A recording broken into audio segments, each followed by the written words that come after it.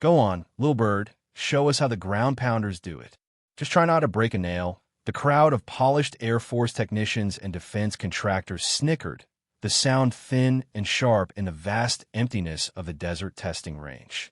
They stood in the sliver of shade cast by the command canopy, clutching tablets and water bottles, their clean, sand-colored uniforms a stark contrast to the grease-stained fatigues of the visiting Army artillery crew. The object of their amusement, a lone figure standing near the monolithic form of an M777 Howitzer, gave no reaction. She didn't flinch. She didn't sigh. She didn't even blink. Her focus remained fixed on the distant heat shimmer rising from the valley floor, a place where, 5 miles away, a decommissioned T-72 tank baked under the relentless Nevada sun. This was Airman Anya Petrova, or so her temporary duty roster claimed. To the assembled crowd, she was an afterthought, a piece of logistical furniture assigned to help the Army crew with menial tasks during this high-profile demonstration. She was small, with a wiry frame that seemed lost inside her uniform. Her face was plain, unremarkable, framed by dark hair pulled back into a severe regulation bun. She was background noise, a ghost in the machine of progress. But when General Wallace, observing from the elevated command platform, saw her stance, the way her weight was perfectly centered, her shoulders subtly aligned with the gun's massive barrel, her eyes not just looking at the target, but seemingly connected to it by an invisible thread, he felt a flicker of something ancient and familiar, a deep memory from a different kind of war. He leaned forward, his expression unreadable, a silent question forming in his mind. The general knew that in the calculus of combat, assumptions were the currency of fools, and the quietest person on the field was often the one who held all the cards. If you believe that true competence needs no introduction and that respect is earned in silence, type proven below. This demonstration was supposed to be the crowning achievement for Captain Marcus Thorne. It was his project, his baby, the Archangel AI targeting system.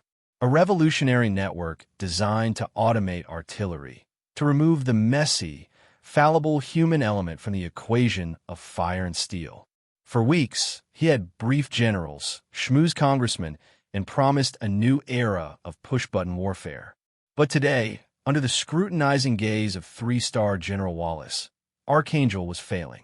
A persistent software bug, a ghost in Thorne's perfect machine, was throwing off the complex ballistic calculations required for a long-range, indirect fire mission. The system could see the target, it could identify it, but it couldn't solve the riddle of gravity, wind, and Coriolis effect. The multi-million-dollar shells were landing wide, churning up sand 100 meters from the target. Thorne's carefully constructed presentation was crumbling into a public humiliation, and with every missed shot, the pressure mounted. His jaw was tight, a muscle twitching in his cheek. His arrogance, a shield he wore like a second uniform, was beginning to crack, revealing the brittle insecurity beneath. It was in this moment of spiraling failure that his eyes landed on Airman Petrova. She was standing patiently, holding a hydration pack for one of the Army gunners, her expression a perfect mask of professional neutrality. To Thorne, she became the perfect scapegoat, a target for his frustration. He saw her Air Force name tape and saw a symbol of the non-combatant world he so desperately wanted to transcend. In his mind, she was a clerk, a paper pusher, a little bird who wouldn't know a firing lanyard from a shoelace. He would make a joke of it, a bit of theater to deflect from his own system's colossal failure.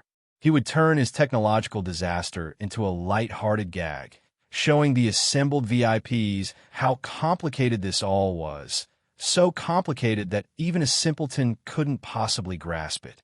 He strode over, his boots crunching on the gravel, a smug, condescending smile plastered on his face. He would use her as a prop, a symbol of the very human fallibility his machine was meant to replace. It was an act of supreme arrogance, a fatal miscalculation born of ignorance and pride, and it would set the stage for a lesson that would echo across the desert long after the sound of the cannon faded. The silence that followed his insult was heavy and uncomfortable. The Army crew, a team of seasoned sergeants and specialists who lived and breathed the science of their cannon, shifted their weight, their faces hardening.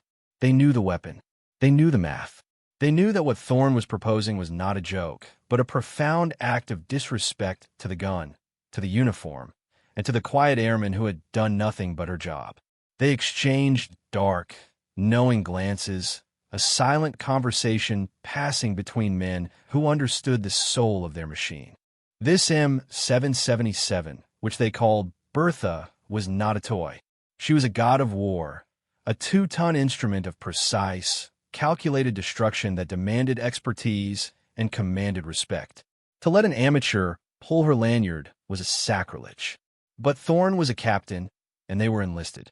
They were trapped by the rigid architecture of rank, forced to be silent accomplices to his foolishness. They could only watch, their powerlessness a bitter taste in their mouths. Anya Petrova, however, simply turned her head slowly, her gaze meeting Captain Thorne's. There was no anger in her eyes, no fear, no indignation. There was only a calm, assessing stillness, the look of a master craftsman evaluating a flawed tool. She gave a single, almost imperceptible nod. "Understood, sir," she said. Her voice was low and even, devoid of any emotion. It was the voice of pure, dispassionate competence. That quiet acceptance was more unsettling to the Army crew than any protest would have been. Thorne, buoyed by her perceived submissiveness, puffed out his chest and gestured grandly toward the howitzer. "Excellent. See, everyone. Teamwork," he announced to the crowd, his voice booming with false confidence. "The Air Force is going to give the Army a hand. Let's give her a round of applause." A few people clapped uncertainly. General Wallace did not clap. He remained perfectly still on his platform, his eyes narrowed, fixed on the small woman walking away from the shelter of the canopy and into the blinding glare of the sun. He watched her approach the most powerful land weapon in the modern arsenal, not with the hesitation of a novice, but with the steady, deliberate gait of someone coming home. The heat radiating from the baked earth was a physical presence, a suffocating blanket that would make a lesser person sweat and falter. For Anya, it was just another variable in a long, complex equation she had been solving in her head since the moment the first shell went wide. She was not thinking about Captain Thorne's insult. She was not thinking about the snickering crowd or the uncomfortable silence. Such things were irrelevant noise, static that interfered with the signal. The signal was the problem itself, a target 5 miles distant, shielded by shifting wind currents and the subtle pull of the Earth's rotation. The machine had failed to solve it. Now, the problem had been given to her. The world for Anya shrank until it contained only 3 things: the gun, the target, and the invisible, arcing path that connected them. Her walk toward the howitzer was a study in purpose. Each step was measured, her boots making soft, rhythmic crunching sounds on the gravel-strewn earth. The Army crew parted for her, a silent sea of olive drab, their expressions a mixture of pity and morbid curiosity. The gun chief, a grizzled master sergeant with hands like leather and a face carved from granite, started to step forward, a protest forming on his lips. He felt a primal need to protect his gun from this farce. But he stopped, his words dying in his throat. He saw the look in her eyes as she passed him. It was a look he had seen only a few times before, in the eyes of his most gifted instructors at Fort Sill, the legendary school for artillerymen. It was a look of absolute, unshakable focus, a complete communion with the task at hand. He saw not an airman, but a professional. He stepped back, his confusion warring with a dawning sense of awe. Captain Thorne, meanwhile, was playing the part of the magnanimous host. He followed her, keeping a safe distance, his voice a running commentary of condescension. "Now, be careful, it kicks a little," he said, loud enough for the VIPs to hear. "The big cord on the side, that's the one you want. Just give a good, solid yank. You can't miss it." He was treating the M777 like a carnival game, and the Army crew flinched with every word. Anya ignored him completely. She didn't walk to the lanyard. She approached the breech of the cannon, the heart of the weapon. She placed a bare hand on the sun-warmed steel, her fingers tracing the faint lines of the serial number. For a moment, she closed her eyes, as if listening. It was an act of intimacy, a silent greeting between old friends. The onlookers saw a strange, pointless gesture. The artillerymen saw a ritual. They saw reverence. She opened her eyes, and her movements became a blur of quiet efficiency. Her hands, which had seemed so unremarkable moments before, were now revealed to be her true instruments. They were not the soft, manicured hands of Clerk. The palms were calloused, the knuckles scarred, the fingers stained with the faint, indelible memory of carbon and hydraulic fluid. These were the hands of a worker, a doer, a craftsman. They moved with a surgeon's precision and a mechanic's certainty. She didn't consult a tablet or a manual. The knowledge was in her bones, in her muscle memory. She ran a quick diagnostic check, her touch light, but sure. She tapped the breech block, listening to the resonant frequency of the metal. She glanced at the recoil spade, noting how it had settled into the hard-packed earth after the previous shots. She checked the nitrogen pressure in the equilibrators, her head cocked, as if listening to the gun's very breath. These were checks the Army crew had already performed, but she was doing them again, building her own mental picture, confirming the state of the system with her own senses. She was not trusting the machine. She was not trusting the crew. She was trusting only the gun and her own deep, ingrained knowledge of its language. The master sergeant watched her, his mouth slightly agape.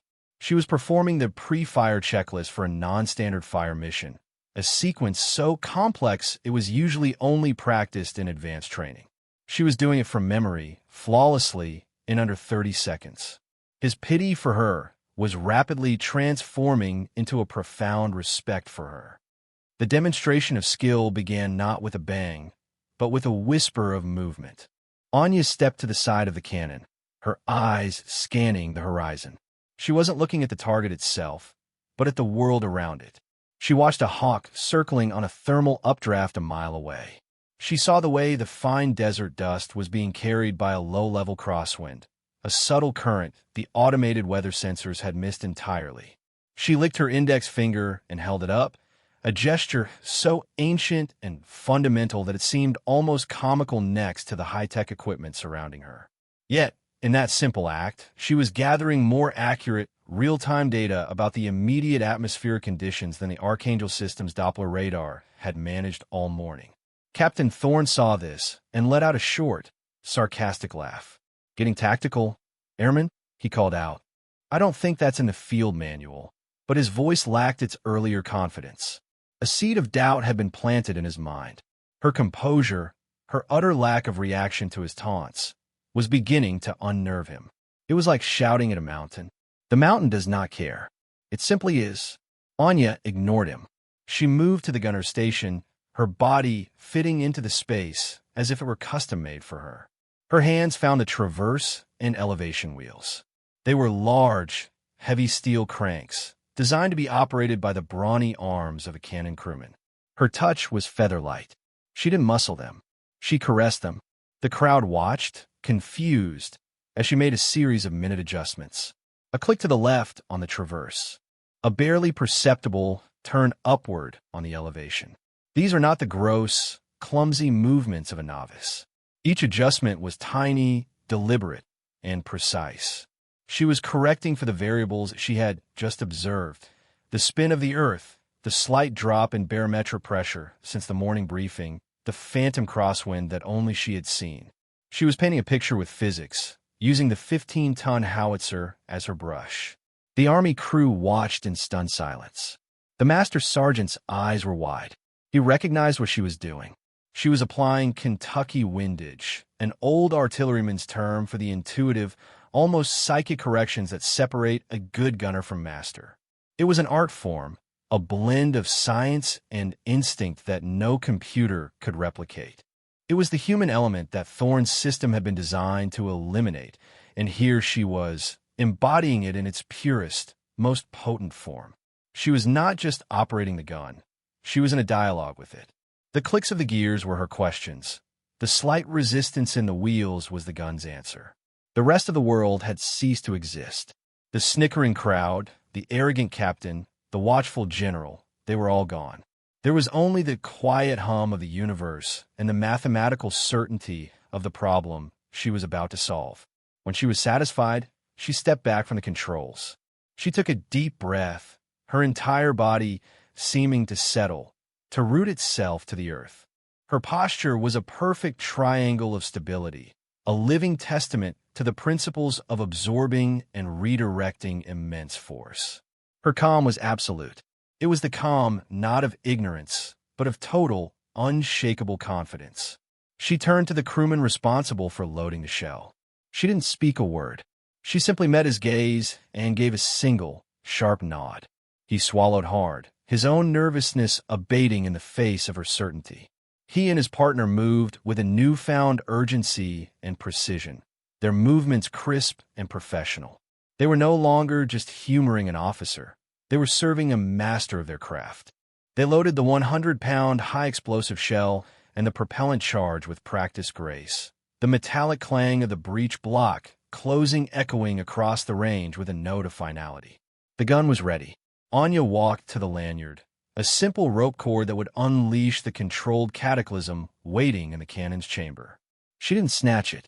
She took the wooden handle in her hand, her grip firm but relaxed. She was now physically connected to the weapon, the final link in a chain of steel, chemistry, and human will. She took one last look downrange, her eyes locking onto the distant, shimmering speck that was the target. For a fleeting second, the entire range seemed to hold its breath. The wind died down. The birds fell silent. It was the deep, profound silence that comes only in the moments before a storm. In that silence, Anya Petrova became the calm at the center of everything. She was no longer just an airman. She was the fulcrum, the decisive point upon which the day's events would turn. The world waited for her command. The pull was not the violent jerk of an amateur. It was a smooth, deliberate, and powerful motion, a transfer of energy from muscle to machine. It was the final, confident signature on a complex piece of work. The roar of the M777 was not just a sound. It was a physical event. A wave of pure concussive force erupted from the muzzle, slamming into the chests of everyone present, stealing the air from their lungs. The ground shook, a localized earthquake that vibrated through the soles of their boots. The cannon bucked backward, its massive hydraulic recoil system absorbing tons of force with a deep, guttural hiss. A plume of white smoke and gray dust billowed out, momentarily obscuring the gun and the small figure standing beside it. For a moment, she was wreathed in the fog of war, a ghost in her own machine. Then, the smoke cleared, revealing Anya standing perfectly still, her hand still resting on the lanyard handle, her eyes already lifted to the sky, tracking the invisible flight of her progeny. A profound and deafening silence descended upon the range. The echo of the shot rolled across the desert hills and faded, leaving a ringing in its wake. All eyes followed Anya's gaze, staring up into the vast, empty blue. There was nothing to see. The 155mm shell was supersonic, traveling faster than the sound of its own passage, a tiny messenger of physics on a 5-mile journey. The seconds stretched into an eternity. Captain Thorne stood with a smug look on his face, ready to announce the inevitable miss, ready to complete his little joke. The tech crowd looked bored, waiting for the real demonstration to resume.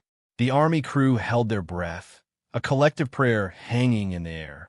General Wallace, from his perch, lowered his binoculars, a strange, knowing look on his face. He was no longer watching the sky. He was watching the face of the young woman who had fired the shot. He saw no anxiety, no hope. He saw only the quiet satisfaction of a job well done. She knew where the shell would land.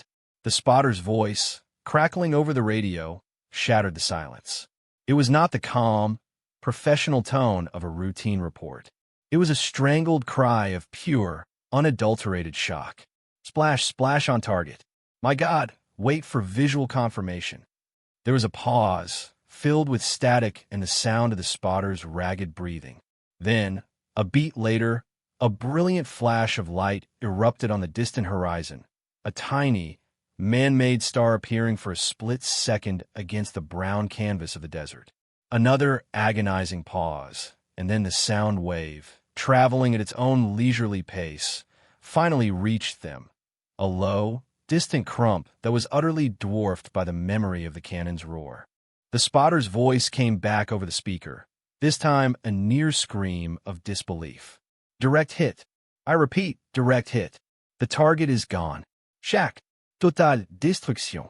The silence that followed this announcement was different. It was not the silence of anticipation. It was the silence of shock. It was the sound of 24 minds simultaneously failing to process what they had just witnessed. A direct hit. From 5 miles away. A cold-bore shot with no ranging rounds. A manual adjustment on a gun the operator had seemingly never seen before. It was not just improbable. It was statistically impossible.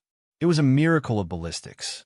The crowd of technicians and contractors stared at the distant plume of black smoke rising from where the tank used to be, their mouths hanging open. The nervous snickers, the smug superiority, it all evaporated, replaced by a wave of stunned, slack-jawed awe. They turned as one to look at the small woman standing by the cannon. She was no longer an invisible part of the scenery. She was now the center of their universe, a puzzle they couldn't comprehend. Captain Thorne's face had gone pale, the color draining from it as if he'd seen a ghost. His smug smile had melted into a mask of pure disbelief. "No," he whispered, the word barely audible. "No way. That's a fluke. A 1 in a million fluke. It's not possible." But he knew, and everyone there knew, that what they had just seen was not luck. Luck is random. That shot was the opposite of random. It was a statement of absolute certainty, a calculated, deliberate act of impossible precision. It was competence made manifest. Anya, for her part, simply let the lanyard handle go. She ran a hand over the still warm breech of the cannon, a gesture of thanks, of farewell. Her work was done. She turned and began to walk back toward the shade of the canopy, her expression as calm and unreadable as it had been all morning. She walked through the stunned crowd, who parted before her as if she were royalty. The myth of the quiet airman was beginning to form, written not in words, but in fire and smoke and shattered steel. The spell of stunned silence was broken by the sound of heavy boots striding purposefully on the gravel. General Wallace descended from the command platform, his movements economical and charged with an undeniable authority. He was a tall man, broad-shouldered, with a face that looked like it had been carved from the same rock as Mount Rushmore. The 3 silver stars on his collar glinted in the harsh sunlight, each one a testament to decades of service, of command, of battles won and lessons learned. He didn't look at the smoking crater in the distance. He didn't look at the slack-jawed crowd or the pale, trembling Captain Thorne. His eyes, the color of faded steel, were locked on one person and one person only, Anya Petrova. He intercepted her as she reached the edge of the shade, placing himself directly in her path. He didn't speak immediately. He just looked at her, his gaze intense, analytical, searching. He was a man who had commanded divisions, who had read the souls of thousands of soldiers, and he was reading her now. He saw past the ill-fitting uniform, past the plain face and the quiet demeanor. He saw the core of her, the disciplined, unshakable center that had just performed a feat of arms he hadn't seen in 30 years of service. "Your stance," he said finally. His voice was a low rumble, a gravelly sound that commanded instant attention. It wasn't an accusation. It was a statement of fact, a piece of a puzzle clicking into place. "When you brace for the shot, I've only seen that once before. Years ago, at the International Gunnery Competition at Fort Sill, the student who broke every record on the digital range. The one who could calculate firing solutions in her head faster than the computers. The instructors had a nickname for her. They called her the Ghost of Sill because she was so quiet, you'd never know she was there. Until the targets started vaporizing, he paused, his gaze dropping to the light blue name tape on her uniform. Petrova, he read aloud. He looked back in her eyes. They have you pushing papers on an Air Force exchange tour? Specialist? He used the Army rank deliberately, the word cutting through the air, loaded with meaning. It was a question, but it was also a recognition. He was signaling to her, and to everyone within earshot, that he saw her.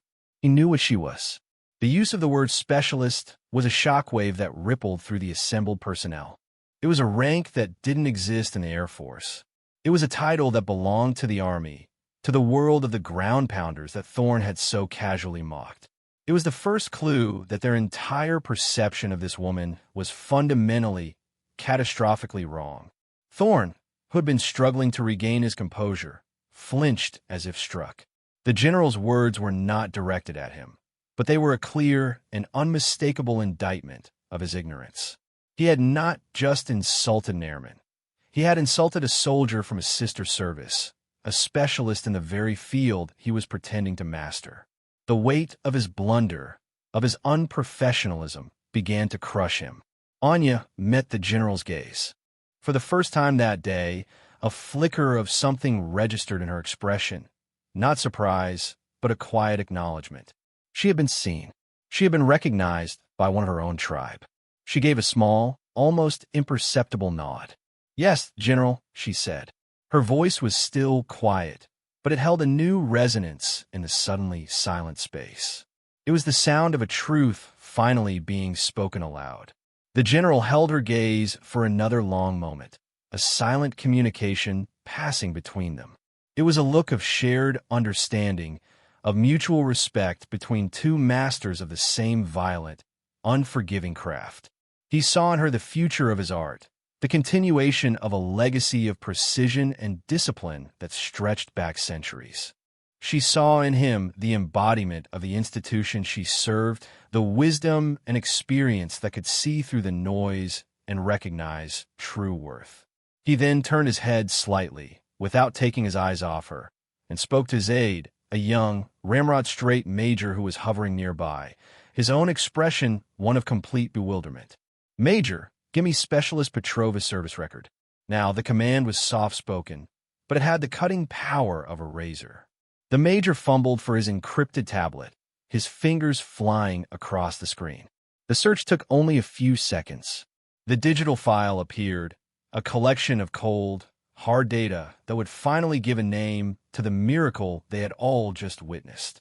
The mystery of the quiet airman was about to be solved, not with speculation or rumor, but with the undeniable black-and-white finality of an official military record. The air crackled with anticipation. The legend was about to be born. The major cleared his throat, his eyes wide as he scanned the screen of the tablet. "Sir," he began, his voice strained with disbelief, "I have it. Petrovo, Onyal. Primary MOS. 13B, Cannon Crew Member. Secondary MOS. 13F, Fire Support Specialist. She's not Air Force, sir. She's United States Army, on a 2-year inter-service knowledge exchange program assigned to Nellis Air Force Base." The words fell like hammer blows, each one systematically demolishing the assumptions the crowd had built. Not Air Force. Army. A Cannon Crew Member. A Fire Support Specialist. She wasn't a guest in this world. She was a native. This was her language. This was her home. General Wallace nodded slowly, as if he had known all along. "Continue, Major," he commanded, his voice low and steady. He turned his body slightly, ensuring the entire assembly could hear the recitation. This was no longer a private conversation. It was a public lesson. "Graduate, United States Army Advanced Artillery School, Fort Sill, Oklahoma," the major read, his voice growing stronger with each credential. "Rank number 1 in her class. Awarded the Top Gun distinction. Set new school records in first-round impact probability, manual gunnery, and degraded operations fire missions." He paused, swallowing hard. "Sir, it says here she holds the all-time record for a manual, cold-bore shot on a moving target at maximum effective range. A record that has stood for 3 years." The master sergeant of the artillery crew let out a low whistle. He knew that record. It was the stuff of legend at Fort Sill, a mythical shot that instructors used to humble cocky new recruits. They all thought it was an apocryphal story, a tall tale. But the person who made that shot was real, and she was standing right in front of them. The Major continued, his voice now filled with a deep and profound respect. 2 combat deployments, sir. Operation Enduring Freedom. 78 confirmed fire missions. Awarded the Army Commendation Medal with V device for valor. Awarded the Combat Action Badge. The list went on. A staccato drumbeat of excellence and experience that painted a picture of a seasoned, battle-hardened professional hidden within the unassuming frame of a quiet young woman. The final piece of information the Major read was the most damning for Captain Thorne. Her last assignment before this exchange tour. She was the chief instructor for the M777 Howitzer Advanced Gunnery Course at the 75th Field Artillery Brigade. Sir, she literally wrote the manual on advanced targeting for this weapon system. A collective gasp went through the crowd. Captain Thorne staggered back a step, his face ashen. The sheer, monumental scale of his arrogance was now laid bare for all to see. He hadn't just asked a novice to pull a lanyard as a gag. He had, with breathtaking condescension, tried to explain the basics of a weapon system to the foremost living expert on its use. He had lectured a master on her own masterpiece. The humiliation was absolute, a searing, public indictment of his prejudice and his pride. He had judged the book by its cover, and the book had turned out to be the definitive encyclopedia on a subject he knew nothing about. General Wallace let the weight of that revelation settle over the crowd. He let them sit with the discomfort of their own complicity, their own easy laughter, their own foolish assumptions. Then he turned his full attention back to the woman standing before him. He saw not Specialist Petrova, the army soldier. He saw the embodiment of a principle he held sacred, the quiet professional, the one who doesn't talk but does, the one whose actions are their resume, whose competence is their rank. In that moment, the 3 stars on his collar felt less important than the calloused hands and the silent expertise of the soldier in front of him. In a gesture that stunned every person on that range, General Wallace, a man who commanded thousands, a man before whom colonels and captains trembled, brought his right hand up in a slow, sharp, perfect salute. It was not the casual salute one gives a subordinate. It was the formal, deeply respectful salute one gives to a Medal of Honor recipient or to the flag itself. It was a gesture of profound and unequivocal respect, a public acknowledgement of her superior skill that transcended the boundaries of rank. Specialist Petrova, he said, his voice resonating with the full weight of his authority and his sincerity. Your demonstration of skill today has been a masterclass. On behalf of everyone here, thank you for the lesson. Permission to stand down. Anya looked at the general, and for the first time, a genuine, small smile touched the corners of her lips. She returned the salute, her own movement just as crisp, just as perfect. Thank you, General, she replied. The transfer of respect was complete. The scales had been balanced. The quiet professional had been vindicated. The story of what happened that day on the Nevada range spread not like wildfire, but like a shockwave. It traveled first through the hushed, stunned conversations of the contractors and technicians on their flight back to their respective corporate headquarters. It was whispered over encrypted communication lines between Nellis Air Force Base and the Pentagon. But its most potent transmission was through the military's own ancient and unstoppable grapevine. It was told that night in the enlisted barracks, a grizzled Army Master Sergeant gathering his young cannon crewmen around, telling them the tale of the ghost of Syl, who had come to the desert to humble the chair force. He told it not as a story of inter-service rivalry, but as a parable about professionalism, a reminder that the uniform doesn't make the soldier makes the uniform. It was told in the officers' club, where Air Force pilots, men and women who lived and died by precision, raised their glasses in a toast to an unknown Army specialist who had redefined the meaning of the word accurate. The story became a legend. And like all legends, it grew and changed with each telling. In some versions, she calculated the wind speed by watching the flight of a bee. In others, she adjusted the gun's calibration by tapping on the barrel and listening to the harmonics. The details didn't matter. The truth at the heart of the story was what gave it power. That competence is a universal language, and that quiet, demonstrated excellence will always shout louder than arrogant words. The legend of Petrova's shot became a cultural touchstone, a new piece of institutional folklore. For the Air Force personnel at Nellis, it was a humbling reminder of the skill and experience present in their sister services, a potent antidote to the poison of arrogance. For the Army artillery community, it was a source of immense pride, a vindication of their craft in an age increasingly dominated by drones and satellites. Anya Petrova became a name spoken with reverence, a symbol of the quiet professional who walks softly but carries a very, very big gun. The ripple effect of that single, perfectly placed shell continued to spread. The Archangel AI project was not scrapped, but it was fundamentally reevaluated. The programmers, humbled by the failure of their perfect machine and the success of a single human's intuition, went back to the drawing board. They sought out the real-world experts, the master sergeants and the specialists like Petrova, and they began to listen. They learned that the messy human element they had tried to eliminate was not a flaw in the system. It was the most powerful component. They began to build a new system, one designed not to replace human skill, but to augment it, to learn from it. Anya's shot had not just destroyed a tank. It had destroyed a flawed philosophy. It had forced a paradigm shift, reminding an entire generation of warriors and engineers that technology is a tool, not a substitute for mastery. And what of Captain Marcus Thorne? The architect of his own humiliation was not formally reprimanded. General Wallace knew that public disgrace was a far more potent punishment than any black mark on a service record. Thorne became a ghost in his own right, a cautionary tale whispered among junior officers. He was seen the next day, not in the command tent or the officers' club, but in the sprawling enlisted dining facility. He moved through the line, got his tray, and walked to a table in the corner where Specialist Petrova was eating alone, reading a well-worn paperback. He sat down opposite her. He didn't offer a flowery, insincere apology. He knew that words were his weakness. Instead, he simply pushed his own untouched slice of chocolate cake across the table toward her. It was a small, silent gesture, an offering, an apology, a surrender. Anya looked up from her book, saw the cake, and then looked at Thorne.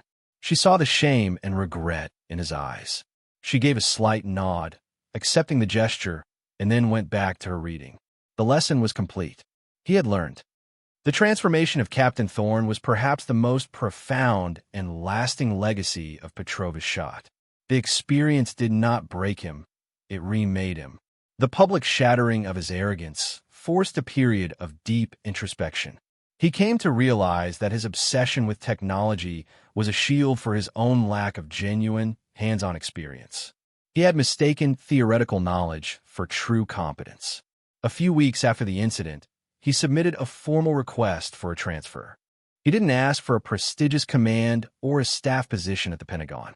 He requested a reassignment to a Joint Operations Command in a combat theater, specifically asking for a role as a liaison officer to an Army ground unit. He wanted to learn. He wanted to understand the world he had so arrogantly dismissed. He wanted to earn the respect he had once demanded. His request was approved.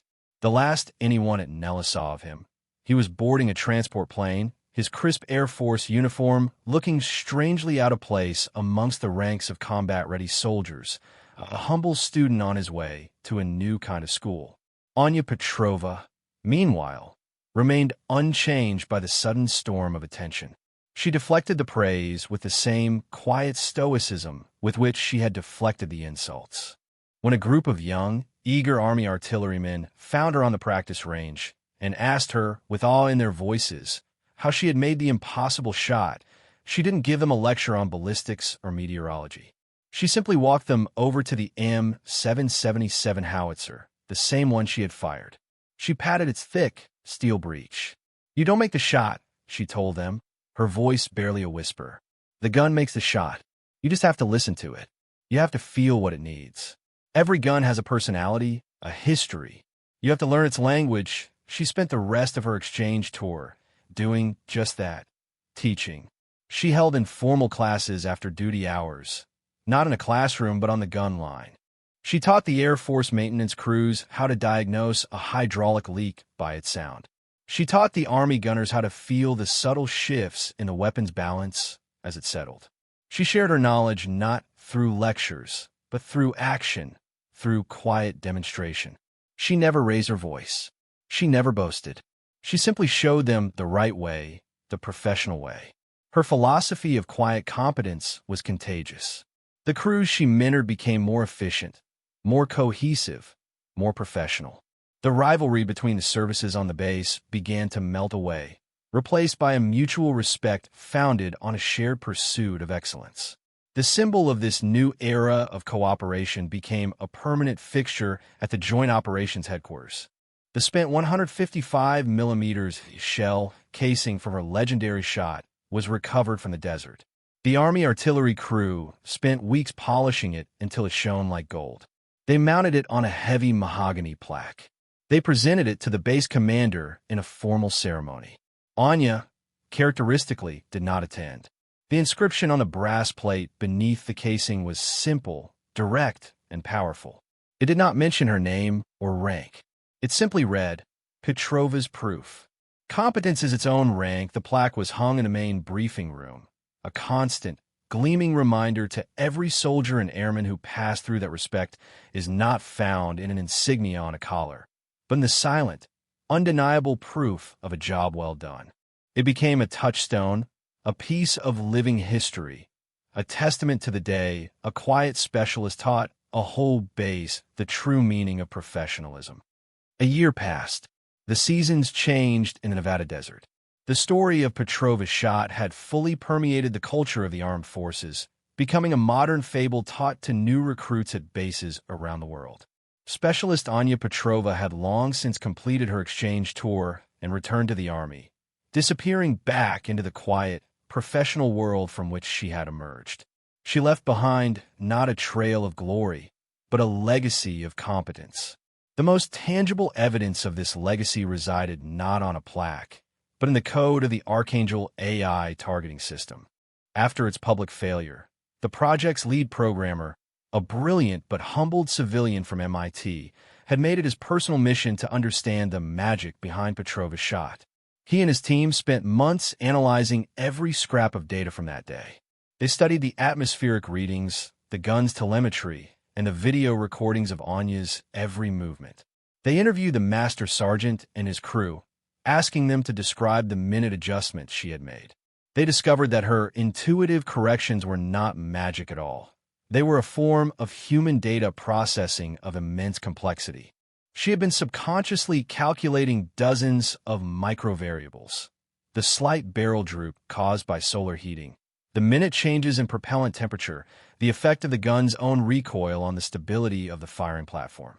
These were factors so subtle and interconnected that the original AI, for all its processing power, had been blind to them. It was the ghost in the machine, the human element.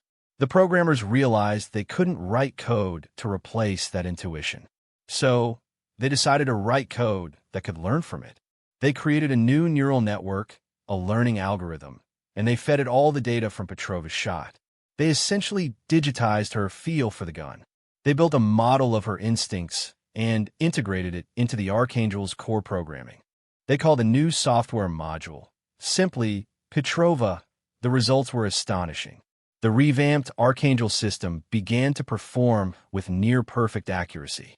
It learned to anticipate and correct for the subtle variables of the real world.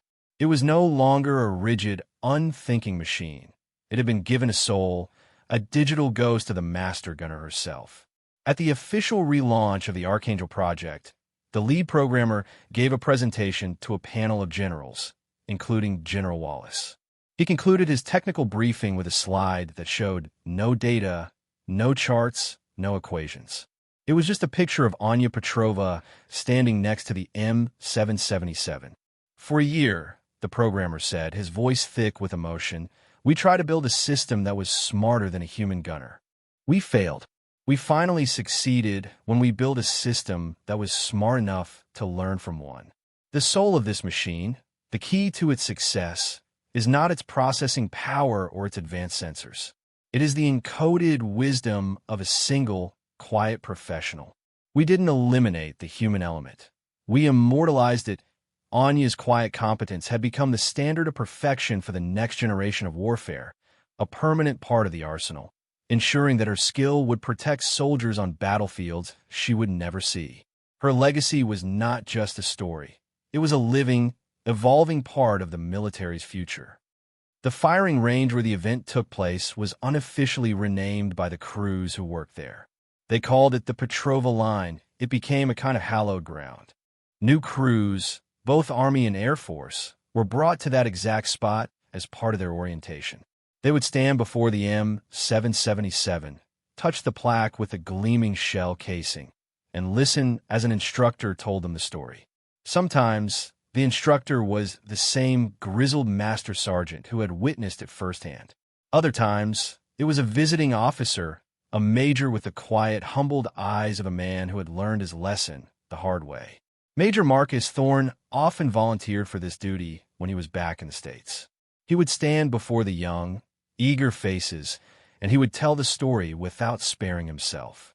He would recount his own arrogance, his own ignorance, his own condescending words. He made himself the villain of the story, a living example of the dangers of assumption. I looked at her, he would tell them, his voice steady and sincere, and I saw what I wanted to see. I saw a low rank, a different uniform, a quiet woman. I saw everything except the one thing that mattered, the professional standing in front of me. I judged her by her label, and I missed her substance entirely. Do not make my mistake. Look past the uniform. Look past the rank. Look for the competence. That is the only thing that matters on the battlefield. That is the only thing that earns true respect. His version of the story was the most powerful, a lesson in humility delivered by the one who had been humbled. The tale of Petrova's shot became more than just folklore. It became a core part of the Joint Service Training curriculum, a foundational lesson in institutional culture. It taught a generation of warriors that true strength isn't loud, it's effective. It taught them that legacy is not about the medals you wear on your chest, but about the knowledge you pass into the hands of others. It is not about the glory you claim, but the standard of excellence you set. True legacy isn't what you leave behind in a record book. It's what continues forward in the actions and attitudes of those who come after you. It's the ghost of competence that haunts the machine, the quiet voice of a master that guides the hands of the student, the enduring proof that what you are is always more important than what you appear to be. The greatest warriors are not the ones with the loudest voices, but the ones whose silence is filled with the weight of proven skill. They do not need to announce their presence, because their impact, when it arrives, is undeniable. It is a direct hit. It is a lesson that echoes long after the noise has faded. It is the quiet, professional truth. For more stories where quiet competence triumphs over loud assumption, and where silent professionalism defines their worth, subscribe to Unknown Heroine Stories.